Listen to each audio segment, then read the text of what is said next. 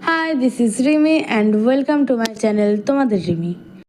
আচ্ছা, আমাকে এত সাফ সাফাই করতে দেখে তোমরা ভয় পেয়ে যাও না। মানে বিষয়টা হচ্ছে ভূত চতুর্দশী।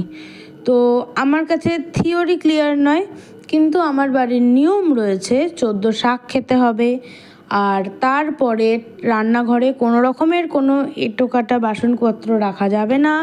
রান্নাঘরটাকে খুব ভালোভাবে ক্লিন করে তারপর সেখানটাকে গঙ্গা জল দিয়ে একটু শুদ্ধ করে নিয়ে সেখানে 14টা ফোঁটা দিতে হবে। মানে প্রথমে একটা বড় গোল, সেই বড় গোলের ভেতরে 14টা ছোট ছোট গোল, আর সেই প্রত্যেক কটার গোলের মধ্যে 14টা সিঁদুরের ফোঁটা আর 14টা চন্দনের ফোঁটা। এটা কেন করে আমি জানি না, কিন্তু বিষয়টা আমার খুব ভালো লাগে।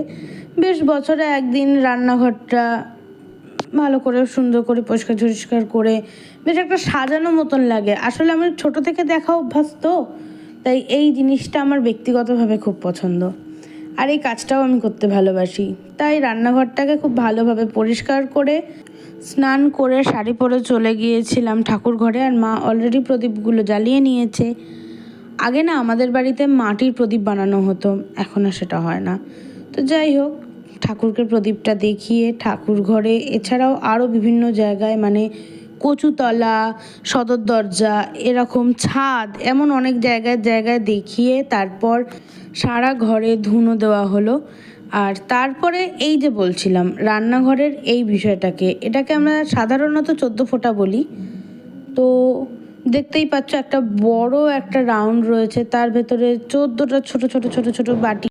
আর এই সব কিছু সামলে তারপরে রাতের দিকে আমরা সবাই মিলে ফাটিয়েছিলাম বাজি। প্রথমে এটা ছিল দোদমা, আর তারপরে এই চরকিটা যে আমাদেরকে এমন চরকি নাচন নাচিয়েছে।